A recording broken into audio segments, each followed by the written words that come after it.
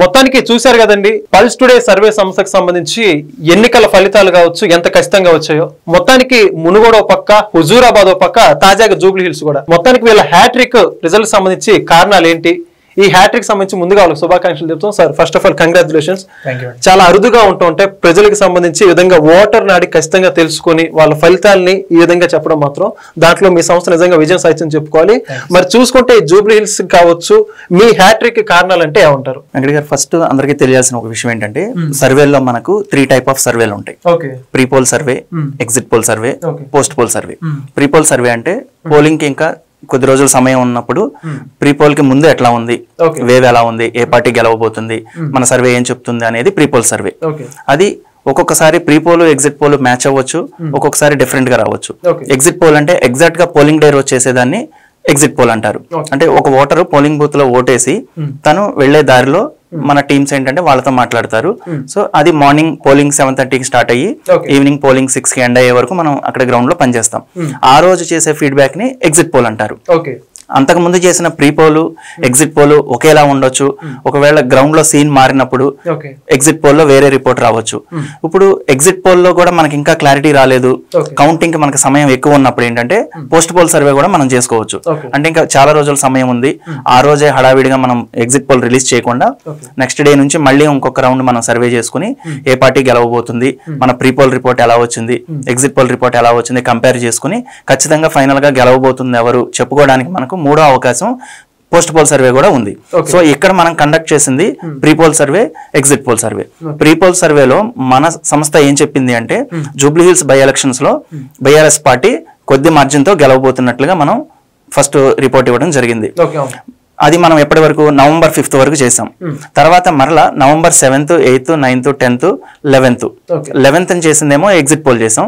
10th వరకు అంటే pre poll కి ఇప్పటికి ఏదైనా ట్రెండ్ మారుతుందా, పబ్లిక్ ఏమనుకుంటున్నారు, గ్రౌండ్ లో ప్రచారం ముగిసినప్పుడు తర్వాత మనం గ్రౌండ్ లో పనిచేసాం. ఎగ్జిట్ పోల్ రోజు మార్నింగ్ 7:30కి స్టార్ట్ చేసి ఈవినింగ్ 6 వరకు కూడా అన్ని డివిజన్స్ లో పోలింగ్ సెంటర్స్ నుంచి ఓటేసి వెళ్తున్న పబ్లిక్ తో కూడా మనం మాట్లాడడం జరిగింది. ఎగ్జిట్ పోల్ లో ఏంటంటే ఎక్కువ విషయాలు మాట్లాడడానికి మనకు స్కోప్ ఉండదండి. జస్ట్ ఎవరికి ఓటేశారు లేదా ఎవరు గెలవబోతున్నారు, మీరు క్యూ లైన్ లో అబ్జర్వ్ చేసి ఉంటారు కదా, టాక్ ఎలా వినిపిస్తుంది అన్న ఒక పాయింట్ మాత్రమే డిస్కస్ చేస్తాం. ప్రీ పోల్ లో ఏంటంటే చాలా రకాల విషయాలు అడుగుతాం. ప్రభుత్వ పనితీరు ఎలా ఉంది, ఎమ్మెల్యే గారి పనితీరు ఎలా ఉంది, ఏమనుకుంటున్నారు, ఇంకా ఏం ఎక్స్పెక్ట్ చేస్తున్నారు నెక్స్ట్ వచ్చే ఎమ్మెల్యే నుంచి, ఇట్లా చాలా విషయాలు కూలంకుషంగా మాట్లాడతాం. కానీ ఎగ్జిట్ పోల్ లో అడిగే ఒకే ఒక క్వశ్చన్ ఏంటంటే మీరు ఎవరికి ఓటేశారు లేదా ఎవరు గెలుస్తారని అనుకుంటున్నారు, ఆ ఒక్క విషయం మాత్రమే మనం డిస్కస్ చేస్తాం. నెక్స్ట్ నిన్న మనం ఒక రీసెర్చ్ చేయడం జరిగింది. ఒక స్టడీ మనం బోరబండ, షేక్పేట కొన్ని డివిజన్స్ కి వెళ్ళి ఫస్ట్ ప్రీ పోల్ మనకు బీఆర్ఎస్ గెలుస్తుందని అనుకున్నాం కదా, ఎగ్జిట్ పోల్ లో కాంగ్రెస్ వచ్చింది కదా, ఈ లాస్ట్ 2-3 డేస్ లో ఏ ఫ్యాక్టర్స్ పనిచేసినాయి, ఇంతలాగా కాంగ్రెస్ గెలవడానికి ఇంత మంచి మెజారిటీతో గెలిచింది కదా, ఎందువల్ల పబ్లిక్ ఇటు టర్న్ అయ్యారు అనేది ఒక స్టడీ చేయడం జరిగింది. స్పెషల్ గా రిజల్ట్స్ తర్వాత కూడా నిన్న చేసాం సార్ మనం గ్రౌండ్ లోకి వెళ్ళి, దాని యొక్క ఇమేజెస్, వీడియోస్ కూడా మన దగ్గర ఉన్నాయి, అవి కూడా చూపించే ప్రయత్నం చేద్దాం. సో ఇదండి. అంటే ఇప్పుడు ప్రధానంగా మీరు గతంలో ఎలక్షన్ ముందుకి ఓటర్లు ఏం చెప్పారు, ఎలక్షన్ తర్వాత ఓటర్లు ఏం చెప్పారు మీరే ఉంటారు అంటే పోలింగ్ అయిపోయాక? సార్ ప్రీ పోల్ సర్వేలో బీఆర్ఎస్ పార్టీ గెలవబోతున్నది అనేది ఖచ్చితంగా నిజం. అది మన సర్వేలో చాలా మనం కాన్సన్ట్రేషన్ పెట్టి చేసాం అది.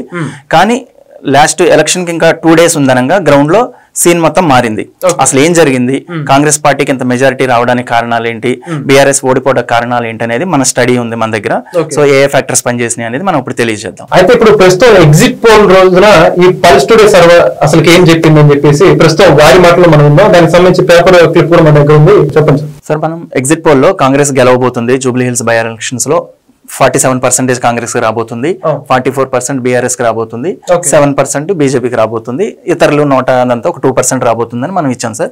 మనం ఇచ్చినట్లుగానే కాంగ్రెస్ పార్టీ అనేది జూబ్లీ హిల్స్ బై ఎలక్షన్స్ లో గెలవడం జరిగింది. అంటే ఇదంతా ఎగ్జిట్ పోల్ ఇది ఎగ్జిట్ పోల్ మాట్లాడిన రిపోర్ట్ సార్. November 4th వరకు చేసిన ప్రీ పోల్ సర్వేలో 48% బీఆర్ఎస్ కి రాబోతుంది, 43 కాంగ్రెస్ కి రాబోతుంది. రెండు పార్టీల మధ్య వ్యత్యాసం 5% ఉండబోతుంది. ఇది November 4 వరకు ఉన్న గ్రౌండ్ రిపోర్ట్. అక్కడ బీఆర్ఎస్ గెలిచే స్థానాన్ని అనూహ్యంగా కాంగ్రెస్ గెలిచింది ఇక్కడ. ఇది ఎగ్జిట్ పోల్ రోజు మనం చెప్పింది కాంగ్రెస్ 47% తో కాంగ్రెస్ గెలవబోతుందని. ఈ మధ్యలో అసలు ఏం జరిగింది, బీఆర్ఎస్ గెలవవలసిన స్థానాన్ని ఎలా కోల్పోయింది, కాంగ్రెస్ అత్యధిక మెజారిటీతో ఎలా గెలిచింది, దానికి ఏ ఫ్యాక్టర్స్ పనిచేసినాయి అనేది మన స్టడీ ఏం చెప్తుంది అనేది ఇప్పుడు డిస్కస్ చేద్దాం. ఇప్పుడైతే ఇప్పుడు మీరు చెప్పారు, మీరు చెప్పిన విధంగా కాంగ్రెస్ గెలిచింది, మీ ఎగ్జిట్ పోల్స్ కూడా కనపడుతుంది. అయితే ప్రధానంగా ఏ అంశాలు దోహదం చేశాయంటే మీరు ఏం గమనించారు ఈ పోస్ట్ పోల్ సర్వే అన్ని కూడా? సార్ అసలు ఫస్ట్ ఆఫ్ ఆల్ మన ఈ జూబ్లీ హిల్స్ ఉప ఎన్నికలో కనీసం 55% పోలింగ్ నమోదు అవుతుందని మనం ఎక్స్పెక్ట్ చేసాం. ఎందుకంటే హైయర్ అఫీషియల్స్ కానీ ఎంప్లాయీస్ కానీ స్టూడెంట్స్ కూడా గతంలో కన్నా ఈసారి ఎక్కువ మంది కొద్దిగా పోల్ చేస్తారు, మంచి పర్సంటేజ్ వస్తుందని అనుకున్నాం. కానీ గతంలో వచ్చినట్లుగానే 49% వరకు మాత్రమే వచ్చి పోలింగ్ అనేది ఆగిపోవడం జరిగింది.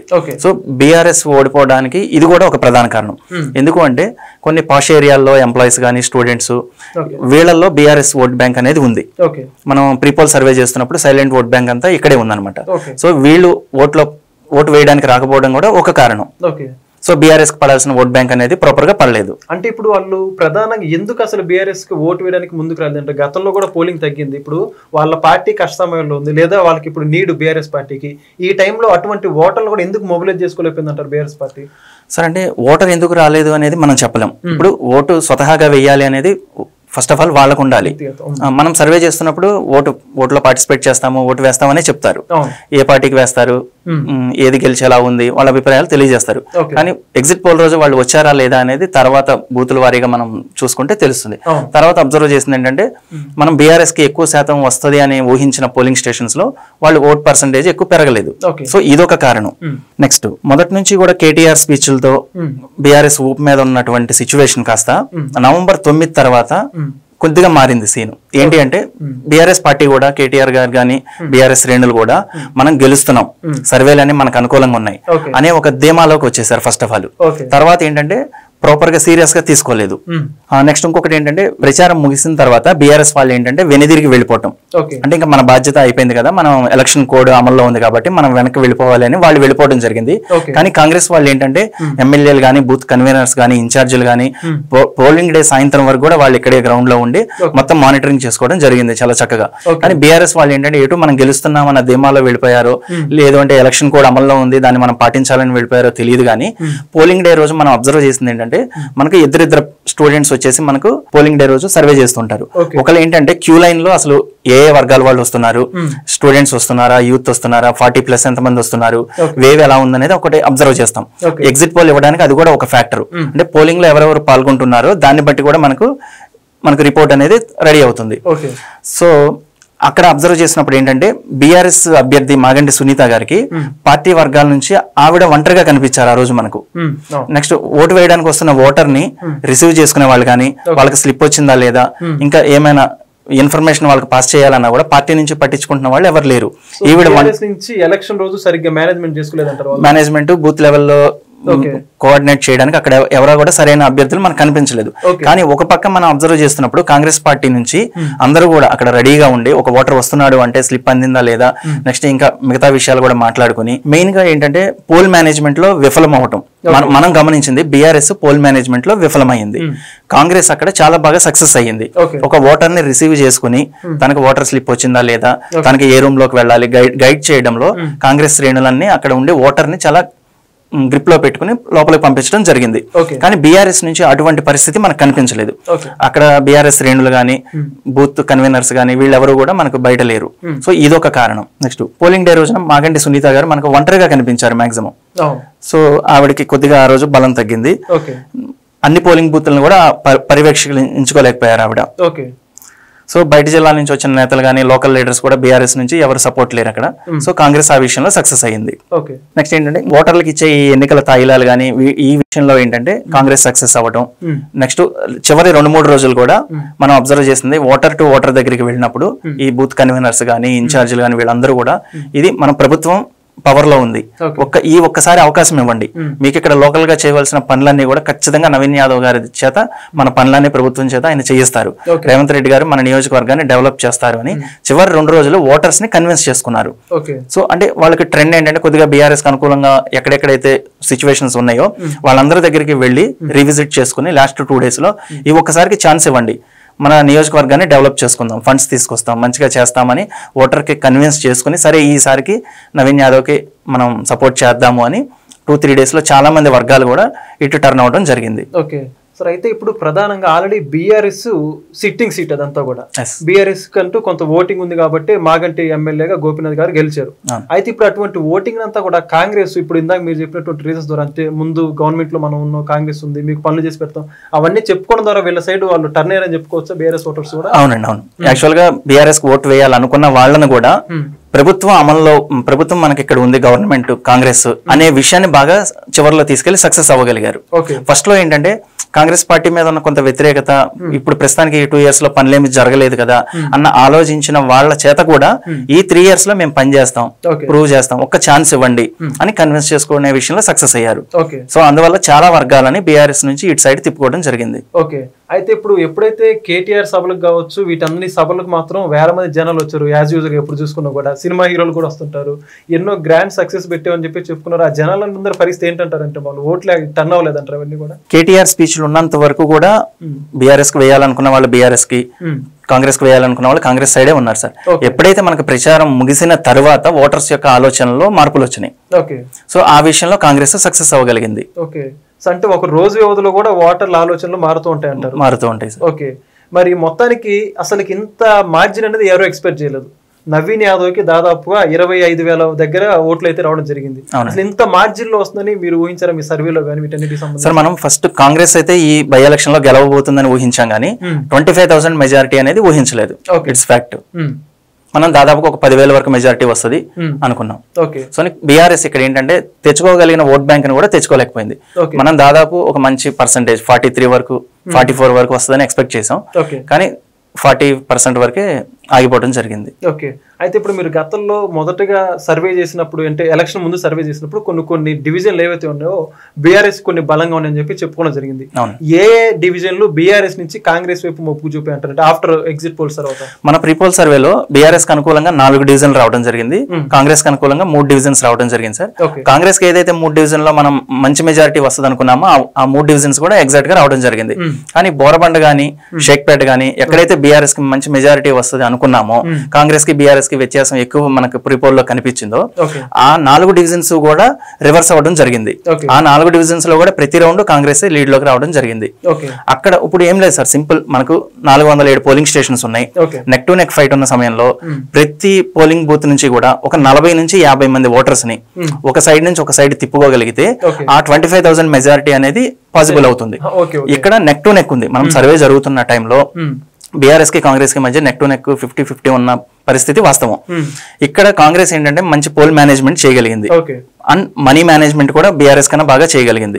పోల్ మేనేజ్మెంట్ లో ఏంటంటే ప్రతి పోలింగ్ స్టేషన్ నుంచి ఇక్కడ చాలా టైట్ ఉంది, ఇక్కడ బీఆర్ఎస్ గెలవబోతుంది అన్న దగ్గర ఎక్కువ అవసరం లేదు, ఒక 40-50 మందిని కన్విన్స్ చేసుకుని కాంగ్రెస్ సైడ్ తిప్పుకోగలిగితే ప్రతి బూత్ నుంచి ఒక 40-50 వేసుకున్నా కూడా 407 బూతుల నుంచి కూడా దాదాపు 25,000 ప్లస్ ఓటర్స్ ని ఇటు ఆకట్టుకోగలిగారు. ఓకే, మరి జూబ్లీ హిల్స్ నియోజకవర్గానికి సంబంధించి కీ ఓటర్స్ గా ముస్లిం ఓటర్స్ ని గతంలో మనం డిస్కస్ చేస్తున్నాం, అందరికి కూడా తెలిసిన విషయం. ఆ ముస్లిం ఓటర్స్ మొత్తం బీఆర్ఎస్ నుంచి కావచ్చు లేకపోతే ఎంఐఎం సపోర్ట్ తో కాంగ్రెస్ వైపు తిరిగారంటారా? ఆ ముస్లిం ఓటర్స్ పరిస్థితి ఏంటంటారు మొత్తానికి? ఇప్పుడు మనం ఏదైతే బీఆర్ఎస్ కి లీడ్ వస్తుందని ఎక్స్పెక్ట్ చేసిన డివిజన్స్ లో ముస్లిం ఓట్ బ్యాంక్ ఎక్కువ ఉంది సార్.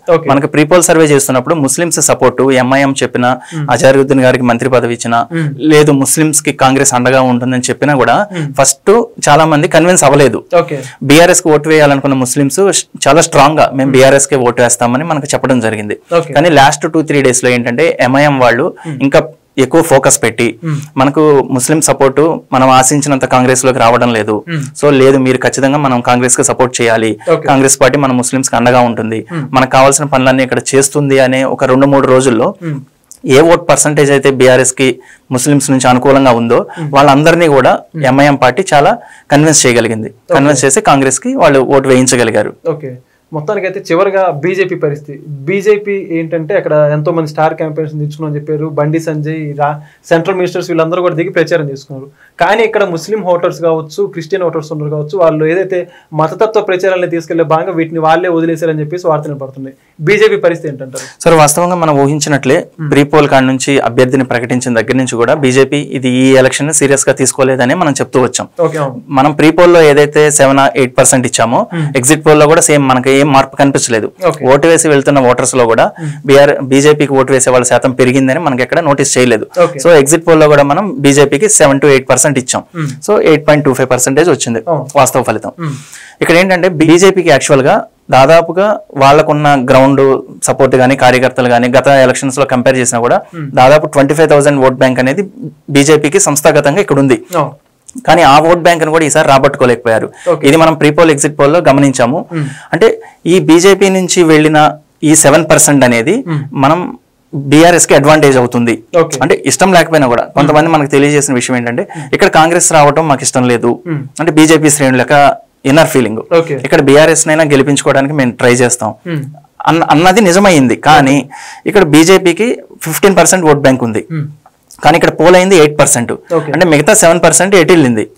మనం బీఆర్ఎస్ కి వస్తుంది అని మన వాళ్ళ అభిప్రాయాలు మనకు ప్రీపోల్ లో తెలియజేశారు. నిజంగా అది బీఆర్ఎస్ కే టర్న్ అయి ఉంటే కనుక బీఆర్ఎస్ ఓట్ షేర్ అనేది ఖచ్చితంగా 45-46 అట్లా వచ్చి ఉండేది. కానీ బీఆర్ఎస్ తన ఓట్ బ్యాంక్ ను మాత్రమే రాబట్టుకోగలిగింది. 40% ఆగిపోయింది. అంటే ఇది కాంగ్రెస్ కి టర్న్ అయిందా అనేది కూడా మనం ఆలోచించాలి. సో చివరిగా మొత్తానికి మీరు గతంలో కూడా చెప్పారు నవీన్ యాదవ్ కరెక్ట్ క్యాండిడేట్ కాంగ్రెస్ సంబంధించి చెప్పారు, అనుకున్నారని గెలిచారు. మరి బీఆర్ఎస్ సంబంధించి మాగంటి సునీత గారు కరెక్ట్ క్యాండిడేటేనా లేకపోతే దీని రిజల్ట్ తాలూకా క్యాండిడేట్ ప్రభావం కూడా పడింది అనుకోవచ్చా? బీఆర్ఎస్ యొక్క సాంప్రదాయం ఏంటంటే తన అభ్యర్థి కనుక మరణించిన అక్కడ ఉప ఎన్నిక వచ్చినప్పుడు గతంలో మన సికింద్రాబాద్ కంటోన్మెంట్ ఉప ఎన్నిక వచ్చినప్పుడు కూడా వాళ్ళ కుటుంబ సభ్యుడికి వాళ్ళ సోదరికి టికెట్ ఇవ్వడం జరిగింది.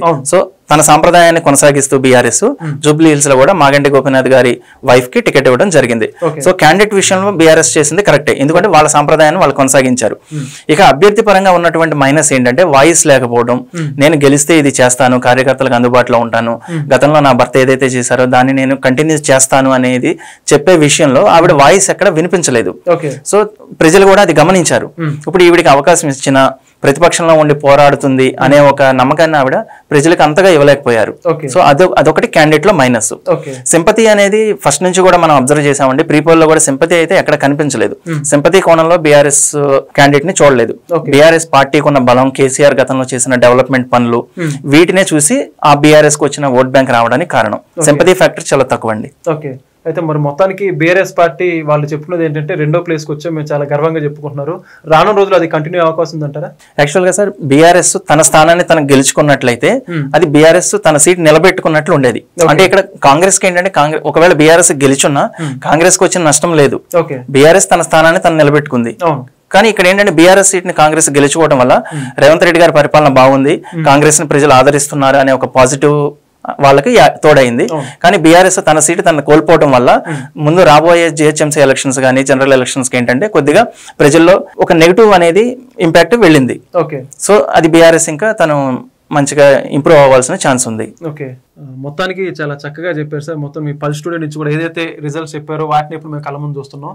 Thank you so much. Thank you. మొత్తానికి తెలంగాణలో జూబ్లీహిల్స్ ఉప ఎన్నిక సంబంధించి ఎవరు గెలుస్తారని చెప్పేసి ఎంతో మంది తెలంగాణ వ్యాప్తంగా ఎదురు చూడడం జరిగింది. కానీ అందరి అంచనాలకు అనుగుణంగానే కాంగ్రెస్ ఓ పక్క, మరో పక్క బీఆర్ఎస్ అంచనాలు పెట్టుకుని ఉన్నారు. కానీ ఎన్నో సర్వే సంస్థలు ఇచ్చినటువంటి ఫలితాలను దృష్టిలో ఉంచుకొని కాంగ్రెస్ అయితే ఆ యొక్క జూబ్లీహిల్స్ సీట్ ని కైవసం చేసుకుంది.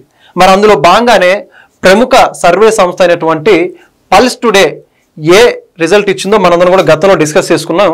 వాళ్ళు ఇచ్చినటువంటి సంస్థకి అంటే ఆ సంస్థ ఇచ్చినటువంటి రిజల్ట్స్ కి అనుగుణంగానే ఈరోజు ఆ యొక్క జూబ్లీహిల్స్ సీట్ ఏదైతే ఉందో కాంగ్రెస్ గెలుపొందడం జరిగింది.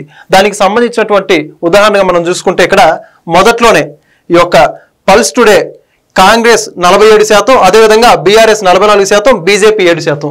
ఈరోజు వాస్తవ పరిస్థితులు కూడా ఆ రిజల్ట్స్ అందరూ కూడా మనం చూస్తున్నాం. కానీ పల్స్ టుడే సంస్థ ఒకసారి గతానికి మనం వెళ్ళి చూసుకుంటే ఇది మొదటిసారా కాదనే చెప్పుకోవాలి. ఎప్పుడు చూసుకున్నా కూడా మిగతా సర్వే సంస్థలతో పోల్చుకుంటే బైపోల్ ఎలక్షన్స్ లో సాధ్యమైనంత వరకు కొన్ని వాళ్ళు అనుకున్న అంచనాలు వస్తుంటాయి, కొన్ని అంచనాలకి తారుమారుగా వస్తుంటాయి. అనేక సంస్థలు మనం చూసుకున్నాం. కానీ పల్స్ టుడేకి గతంలో మనం చూసుకుంటే హుజూరాబాద్ కావచ్చు, మునుగోడు కావచ్చు, వాళ్ళు చెప్పినటువంటి అంచనాలే ఫలితమే మనం ఇప్పుడు చూస్తా ఉన్నాం. ఒక్కసారి మన గతంలోకి వెళ్తే మునుగోడు బైపోల్ ఎలక్షన్ సంబంధించి పల్స్ టుడే సంస్థ ఏం చెప్పింది, ఆ యొక్క సంస్థకి సంబంధించినటువంటి రిజల్ట్స్ ఏ విధంగా వచ్చాయి, దానికి అనుగుణంగానే ఓటర్లు రిజల్ట్స్ ఇచ్చారు లేదా చూసుకుంటే ఇక్కడ వాస్తవ ఫలితాలు 42.96% బీఆర్ఎస్. చెప్పిన విధంగానే ఎగ్జిట్ పోల్ లో కూడా 46 నుంచి 43%. మనందరికి కూడా తెలిసిందే మునుగోడు ఎవరు సీటు కైవసం చేసుకున్నారో దీని సాక్ష్యంగా మనకు అర్థమైపోతుంది.